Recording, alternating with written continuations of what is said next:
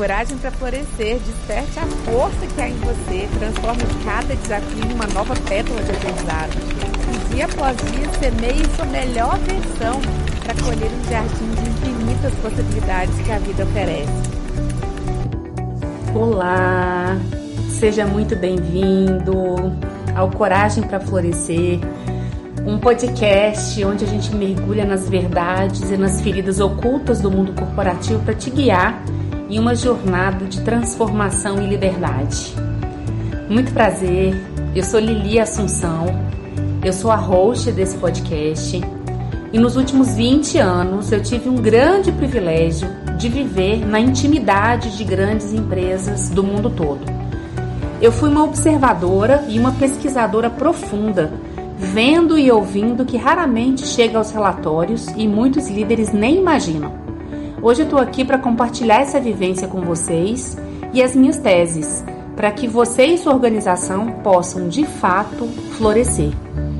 Esse é o nosso primeiro episódio de um podcast que foi gerido com muito cuidado, com muito carinho, com muito zelo e principalmente com muito sigilo de nomes de pessoas, nomes de empresas, porque todas as histórias que vão ser contadas aqui, todas as provocações e todos os insights vão ser baseados na minha vivência dentro dessas empresas.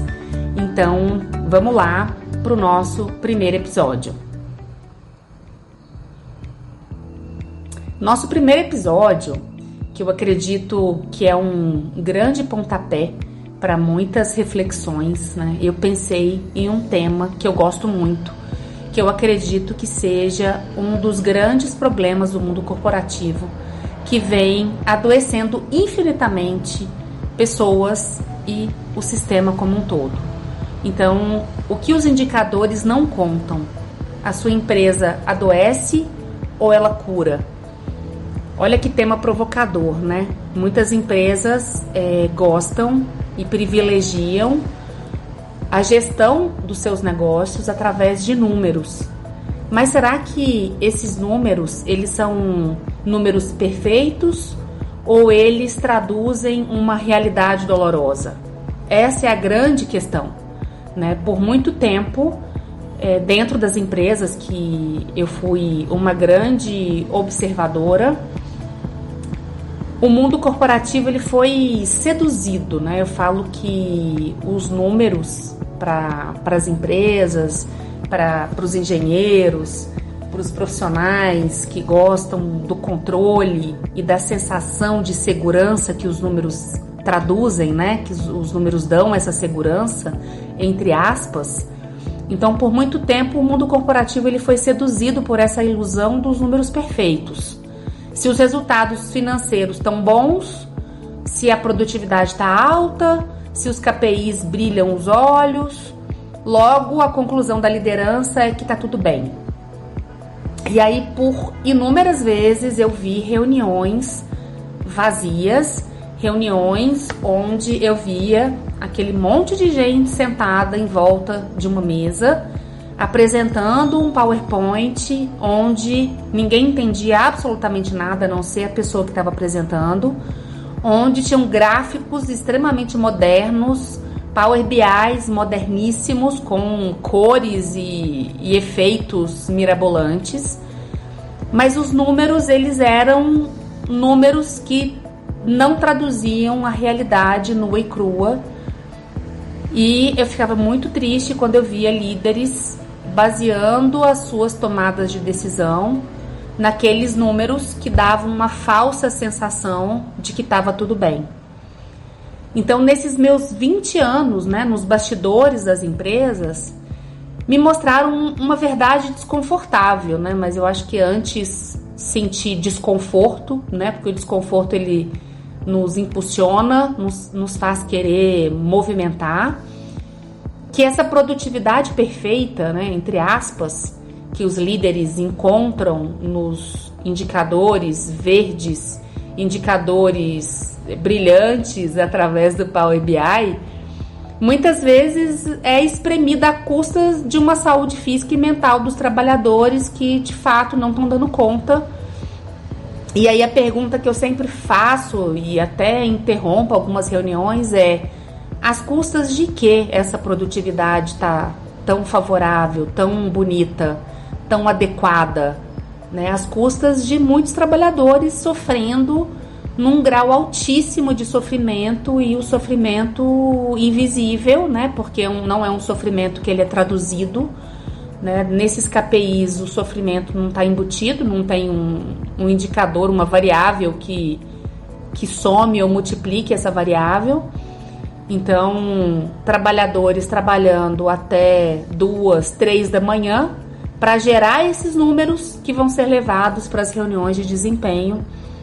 Então, eu fico bastante preocupada do quanto que essa produtividade perfeita, entre aspas, versus o custo físico e mental dos trabalhadores, a somatória disso, eu acredito que seja algo muito sofrido, é um sofrimento oculto, é uma dor silenciosa de líderes que estão presos em planilhas e que simplesmente não enxergam o que está para além desses números. E aí eu faço uma observação aqui para a gente ter sempre o cuidado, né, de nós que somos pesquisadores do mundo do trabalho. Eu me posiciono num lugar de neutralidade, não de julgamento, porque eu acredito que os líderes também, hoje, no papel que eles se encontram, de falta de tempo, né? Porque o mundo corporativo, tudo é para ontem, é uma urgência completamente absurda.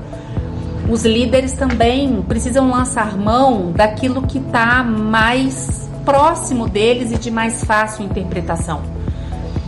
E a liderança, cada vez mais, tem tido muita distância entre o que é pensado e o que de fato acontece nas frentes de serviço, ali no trabalho real, porque os líderes estão sem tempo mesmo, né? Então eu sempre falo que são líderes gerenciando empresas através de controle remoto, porque dificilmente esses líderes têm tempo para se aproximar do trabalho real, do que de fato acontece, para abrir uma escuta, para ver o que de fato as pessoas pensam, o que elas sentem. Na verdade, o que elas sentem virou algo muito tópico, né? Porque perguntar o que as pessoas sentem abre ali um viés para eu ouvir, eu preciso fazer algo, e muitas pessoas no mundo corporativo não sabem o que fazer com as dores, com as suas próprias dores e quem dirá com as dores do outro, né? Então a gente pode pensar o seguinte, vamos pensar naquele time que sempre entrega, mas a exaustão está estampada no rosto de todo mundo. Eu tenho certeza absoluta que todos vocês que estão ouvindo aqui conhecem pessoas que o cansaço está estampado no rosto, estampado no corpo, estampado na postura, estampado na imagem, na imagem corporal que essa pessoa representa, né?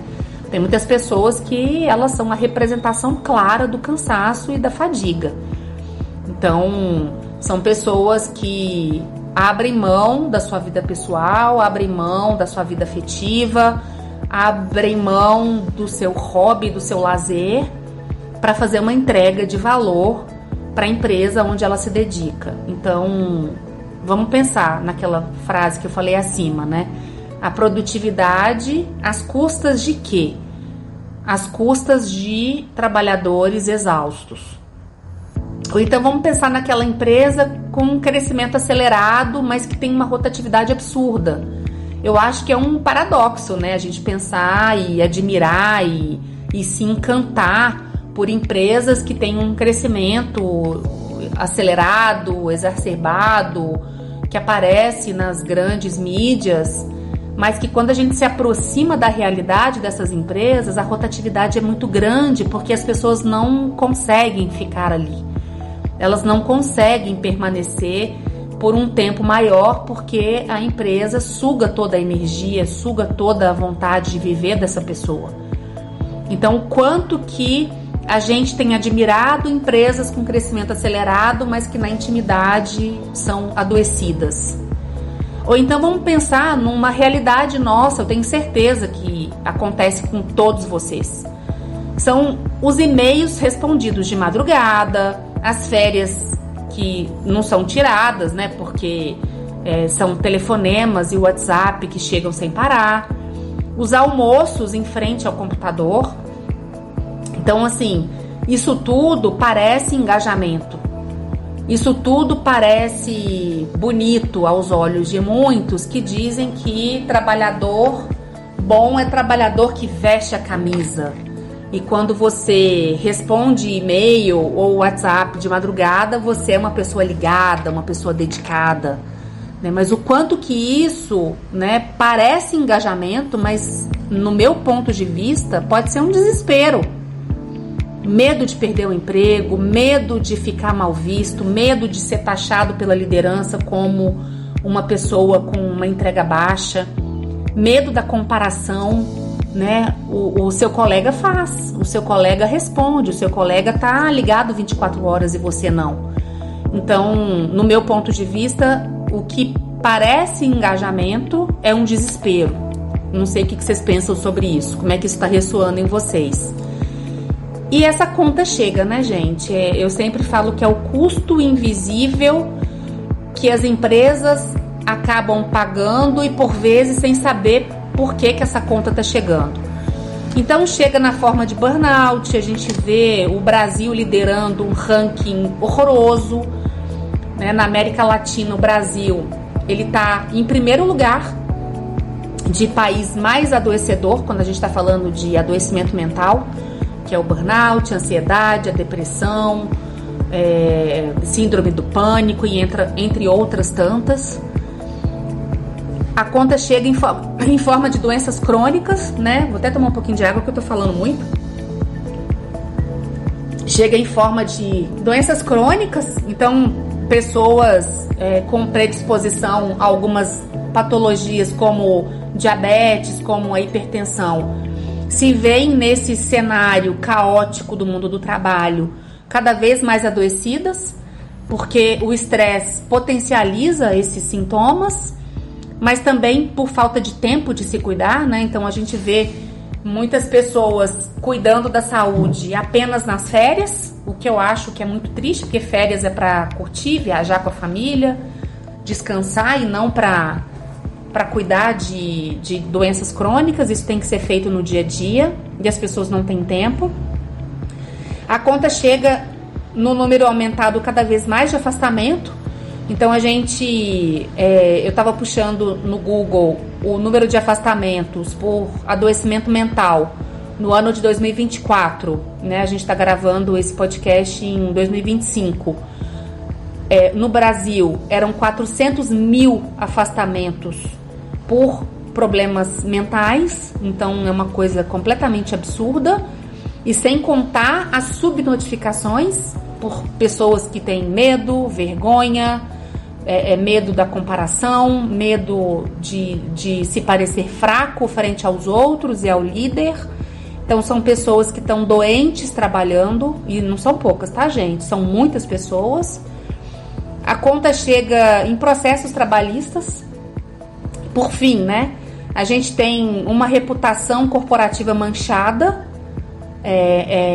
As empresas precisam se preocupar muito com a reputação corporativa, com a imagem, né? A imagem externa, ela é fácil de ser mantida, né? A gente tem Great Place to Work, a gente tem premiações internacionais que garantem premiações para essas empresas que cumprem alguns requisitos de empresas saudáveis para se trabalhar.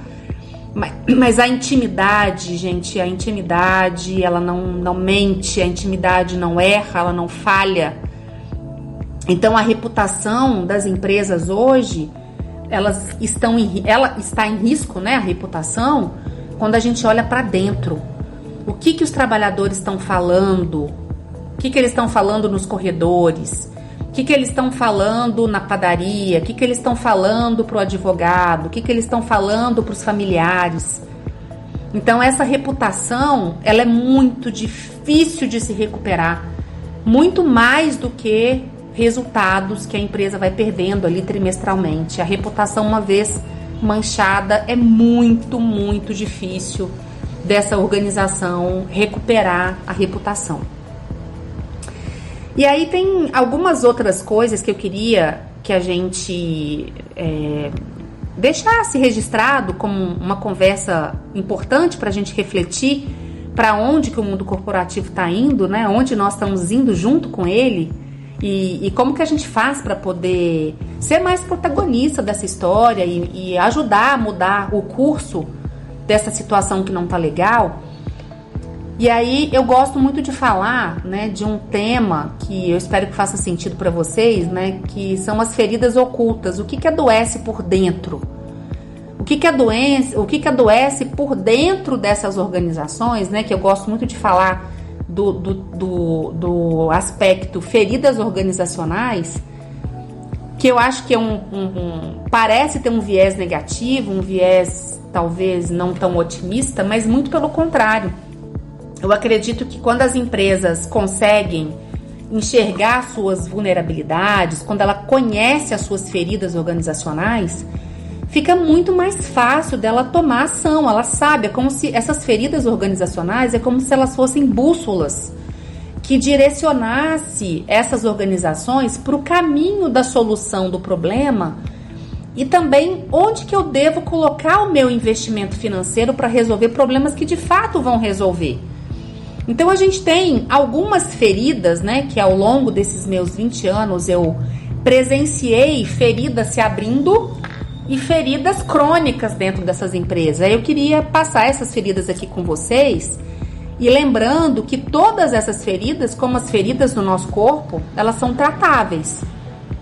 Mas a gente só trata uma ferida no corpo se a gente tem sintoma dela, né?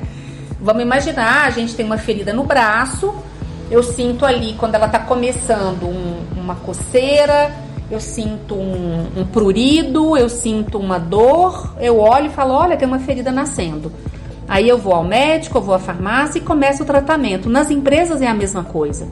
Agora, o ponto que eu acho que ele é muito cancerígeno nas empresas é quando essas feridas, elas começam a tomar uma proporção tão grande a ponto de afetar a reputação dessa empresa, porque as pessoas não tiveram olhos para olhar. Então, a primeira ferida que eu, nas minhas teses, né, gente, assim, eu sou muito curiosa e a gente vai conviver bastante aqui. Eu sou muito curiosa, muito investigativa, eu tenho essa característica muito forte em mim. Então eu venho criando inúmeras teses, né, ao longo desses meus anos de pesquisa e eu fui compilando isso tudo está registrado para que isso mais na frente, né, e agora chegou o momento, isso fosse transferido para o mundo em forma de conhecimento, porque ao longo desses anos eu não posso guardar esse monte de conhecimento prático da intimidade das empresas só para mim, né? Então, eu venho aqui compartilhar nesse podcast com vocês. Então, a primeira ferida é o silêncio organizacional, que ele é um nome técnico, tá, gente? Vocês podem se aventurar nos estudos aí do silêncio organizacional. Tem teses de doutorado riquíssimas, valiosíssimas e que muitas empresas têm afundado seus resultados porque elas não compreendem o silêncio organizacional como um problema. Então, o que acontece? O silêncio organizacional traduzido em uma forma mais simples da gente falar é o que acontece quando as pessoas veem um problema e não falam. Quando elas têm uma ideia brilhante, elas preferem se calar. Quando as pessoas têm medo de falar e serem retalhadas. Ou melhor, quando elas pensam assim, minha voz não importa, eu prefiro não falar, porque ninguém vai me ouvir, e se me ouvirem não vão fazer nada com isso. E aí, esse silêncio que vai criando um corpo muito grande dentro dessas empresas cria um muro invisível de silêncio que sufoca as inovações, sufoca as interações e o pior de tudo, gente, é que esconde os problemas até que esses problemas explodam. Então, eu já vi muita crise organizacional, mas muitas, nascerem do silêncio. E aí, vamos fazer o link com o que a gente estava falando lá no começo, que são os indicadores, né, das empresas acharem, né, se encantarem pelos indicadores que, na verdade, indicam, mas não explicam. Quando eu tenho indicadores vazios de história, é aí que mora o grande perigo, porque existe uma crise muito grande a partir desse silêncio, onde as pessoas pensam, mas elas não falam. E isso é muito grave, né? Pensando na segurança do trabalho, quando eu tenho um ambiente onde as pessoas não são estimuladas a falar, a não ser que sejam oprimidas mesmo, que elas sejam quase que obrigadas a falar, estimuladas por algum incentivo, é que eu posso ver uma situação iminente de um acidente grave e eu opte por não falar. Então, o silêncio organizacional, ele é um grande câncer. E aí existem inúmeras maneiras, né? Eu tenho já um podcast gravado só sobre o silêncio organizacional. Eu vou subir ele aqui na plataforma em mais alguns dias, então espero que vocês esperem para ouvir o que eu tenho a dizer sobre ele e entregar para vocês 5, 6 ou até mais medidas para combater o silêncio organizacional de forma definitiva. Não apenas ter pessoas que falem por incentivo. Eu preciso ter pessoas que falem porque elas são cérebros pensantes ali dentro. O segundo, né, a segunda ferida, então a primeira é o silêncio organizacional, a segunda são as lideranças despreparadas ou tóxicas, né, é um nome forte, né, quando a gente fala de liderança tóxica, mas a gente está falando de seres humanos, né, de indivíduos que por vezes não são preparados de fato, né, não criaram uma carreira pautada no crescimento para serem líderes. Às vezes a pessoa, por ocasião, ela desponta ali, ela é a pessoa escolhida por uma liderança. Mas muitas vezes, né, tem até vários artigos na internet que a fonte de sofrimento dos trabalhadores vem dessa liderança. A forma de falar, a forma de liderar, a forma de fornecer ou não feedback, de reconhecimento, de ter ali uma imparcialidade entre a equipe, a educação, a gentileza, né? Tem muitos líderes que não possuem mesmo inteligência emocional, que têm um microgerenciamento, que sufocam a equipe, que não dão feedback, que são verdadeiros assediadores, né? E hoje a gente tem a questão dos riscos psicossociais e o assédio tá ali dentro. Então eu já vi inúmeros talentos dentro dessas grandes empresas pedirem demissão por causa de um chefe que não era um líder, né? E não por causa da empresa. E aí a minha pergunta é, até quando a gente vai... eu não acho nem que aceitar, sabe? Eu acho que até quando que a gente vai permitir, que a gente vai ser conivente com líderes tóxicos que acabam com a autoestima, com a autoconfiança, com o autorrespeito das pessoas, né? Eu já vi mas muitos casos, assim, infinitos casos nesses 20 anos, de trabalhadores falarem para mim, né, nas minhas mentorias: Lili, eu entrei nessa empresa sabendo que eu era competente, eu já trabalhei em empresas globais e hoje, porque o meu líder é um cara que me massacra, eu me acho uma incompetente. Então, até quando a gente vai ser permissivo que existem pessoas capazes de massacrar a identidade e a autoestima de pessoas brilhantes que são irmãos nossos em Cristo, né? Até quando a gente vai ser permissivo e vai permitir que isso aconteça. A terceira ferida, que é a sobrecarga, né, de trabalho. A gente normalizou, né, gente? Trabalhar muito é normal, não ter horário é normal, começar muito cedo e terminar muito tarde, ou não terminar, né, gente? Porque depois da pandemia, a forma de se entender o trabalho mudou muito. Antigamente as pessoas tinham horário para começar, elas iam pro ambiente físico, que era praticamente unânime, né? Não existia home office até a pandemia. Então as pessoas começavam seu trabalho ali 8, 9 horas da manhã e tinham horário para ir embora. Então ali às 16, às 17 horas essas pessoas iam para casa.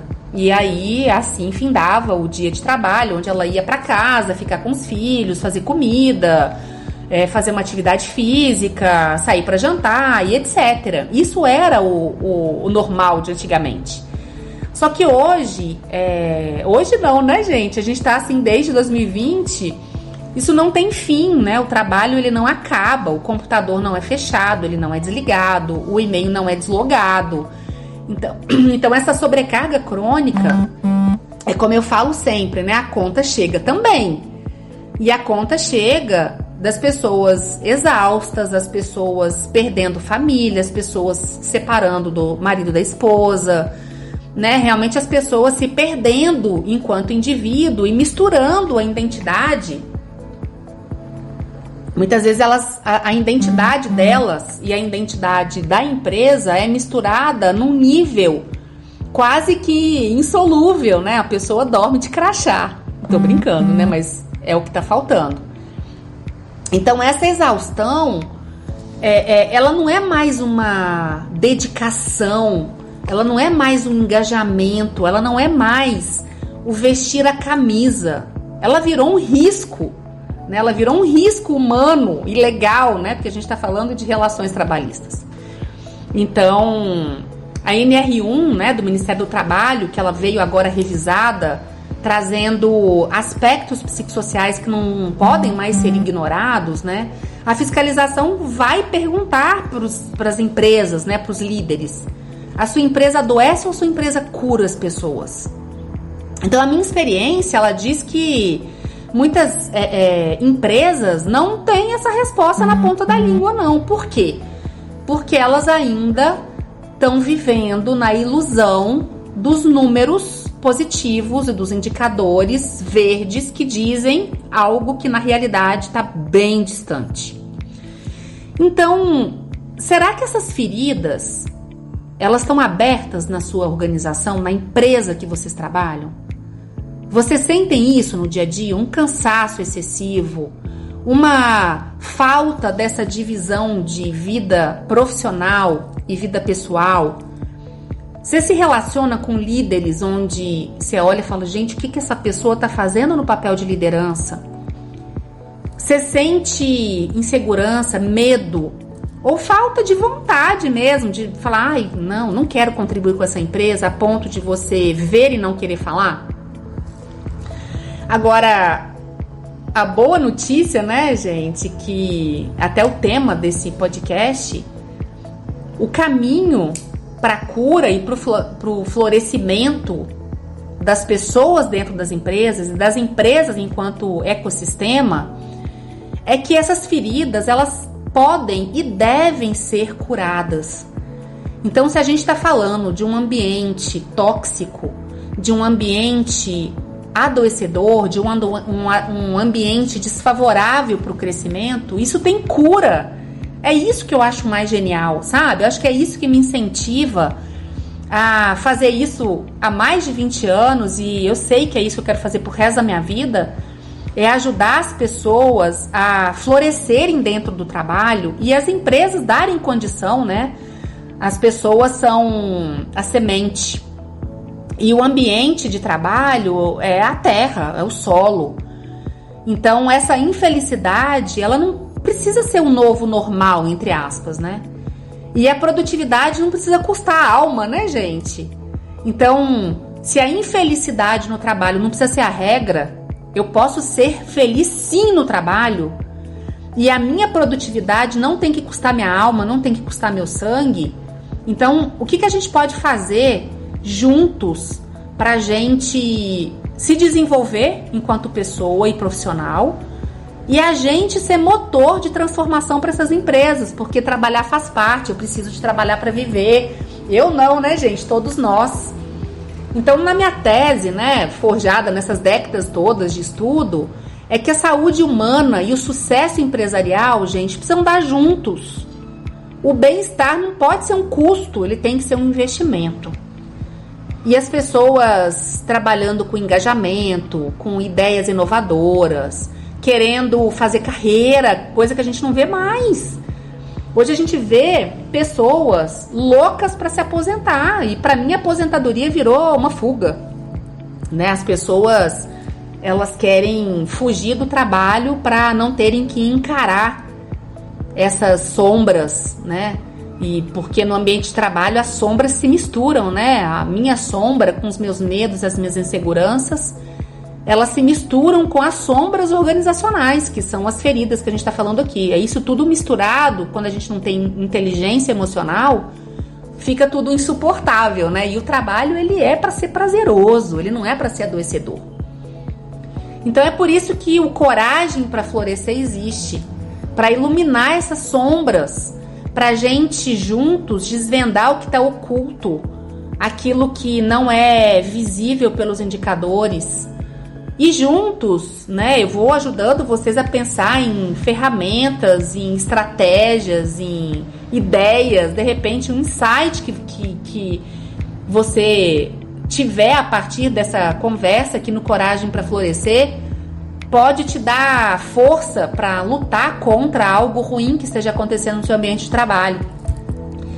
Então não é um convite para o idealismo ingênuo, nem para nada que seja parecido com abraçar árvore, apesar de que abraçar árvore é muito bom e saudável. Mas é a coragem para a gente olhar para a realidade e buscar a solução, né, gente? Porque pensar que nós somos protagonistas, se você é protagonista da sua carreira, então está na sua mão se transformar e ajudar a transformar o ambiente que você está. Então, para começar a sua jornada de coragem para florescer, eu te desafio uma pequena ação essa semana. É uma ação simples. Observar. É o que eu sei fazer de melhor, tá, gente? Eu sou uma excelente observadora. Eu observo até aquilo que não é dito. Observe o que não é dito na sua equipe. Observe a energia dos seus colegas. Observe a energia do local que você trabalha. Observe como que você se sente no final do dia. Se sente energizado, com vontade de chegar em casa, praticar uma atividade física, ficar com a sua família, ou você se sente exaurido. Eu quero chegar em casa, tomar um chá e dormir. Essa observação é o primeiro passo para você identificar essas feridas. E se Deus quiser, as feridas que você vai identificar são feridas ainda muito superficiais, aquelas feridas na pele, quando você dá só uma arranhada, você fala, opa, aqui é só botar um spray para desinfetar isso aqui e vai estar curado. E a partir da identificação dessas feridas que você vai observar ao longo dessa semana, a gente vai buscar juntos a cura. Por quê? Porque a cura é o que vai fazer com que você encontre sentido no seu trabalho, que você queira trabalhar, que você não desista no meio do caminho, né? Então, o Coragem para Florescer, ele daqui para frente vai ser o seu guia para entender essas complexidades do mundo do trabalho, porque trabalhar é complexo mesmo. Mas só entender essas complexidades não basta, né? A gente vai ter que encontrar chaves juntos. Chaves para uma vida profissional mais leve, mais plena, mais feliz. Eu acredito de verdade que quando a gente tem coragem, né? Porque para olhar para essas feridas a gente tem que ter coragem. A gente olha para isso e então a gente começa a ver a mudança acontecendo. Então no próximo episódio, né? Já tá gravado e tá maravilhoso. A gente vai mergulhar mais fundo no silêncio organizacional. Por que a gente se cala E como que a gente quebra esse ciclo vicioso, extremamente adoecedor? Fique ligado aqui, hein? Vamos junto! Não esqueça de se inscrever no podcast. Deixe um comentário, compartilha com quem você acha que pode aproveitar essa mensagem, com pessoas que você sabe que estão precisando de coragem para quebrar alguns ciclos viciosos, alguns momentos de tristeza e ser mais feliz no trabalho. Vou ficando por aqui. Muito obrigado pela sua escuta. Foi um momento muito bom de poder falar o que eu acredito, falar o que eu vivi durante esses anos todos. Que você encontre a coragem para florescer onde quer que você esteja. Até o próximo episódio.